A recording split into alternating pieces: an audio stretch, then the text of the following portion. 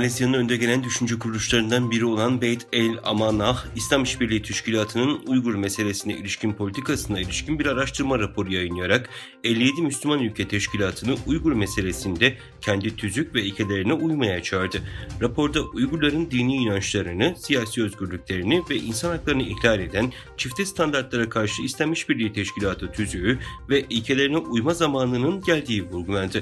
Örgütün tüzüğü Müslümanların haklarını, onurunu, kültürel ve dini kimliğini sağlama ilkelerinin Uygurların karşı karşıya olduğu korkunç duruma yansıtılması gerektiğini belirtiyor. Raporu hazırlayan uzmanlardan biri olan Malezya Dışişleri Bakanlığı analisti Bayan Nabelia İsmail, pek çok yabancı hükümetin Uygur bölgesindeki ciddi insan hakları ihlallerine göz yummasının büyük hayal kırıklığı olduğuna işaret etti.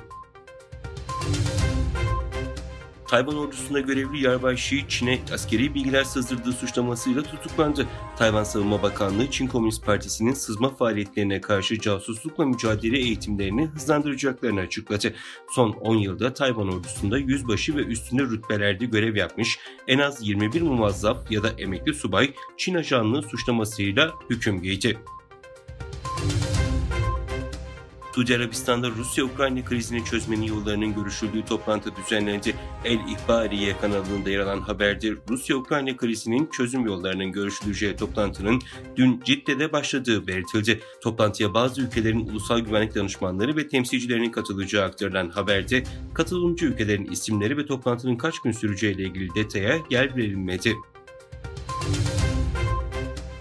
Kazakistan ile Çin arasında vizesiz geçiş anlaşmanın imzalanmasıyla resmen başladı.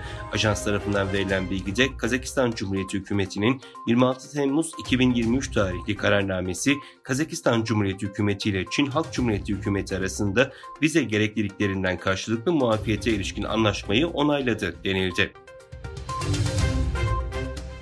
Pakistan polisi mahkeme kararıyla eski Pakistan Başbakanı İmran Han'ı Lahore şehrindeki evinde tutukladı. Pakistan medyasında yer alan haberlere göre Han, başbakanlığı döneminde aldığı hediyelerin ayrıntılarını açıklamadığı gerekçesiyle yargılandığı davada suçlu bulundu. İslamabad Mahkemesi hakkında tutuklama kararı verdiği Han'ı 3 yıl hapis cezasına çarptırdı. Çin'in Hebei eyaletinde meydana gelen sel felaketinde 10 kişi hayatını kaybetti, 18 kişi de kayboldu. Yaklaşık 600 bin kişinin risk altında olduğu bölgede tahliye çalışmalarına başlandı. Öte yandan ülkede Daksuri tayfununun etkisiyle görülen şiddetli yağışların son 140 yılın en şiddetli yağışı olduğu açıklanmıştı.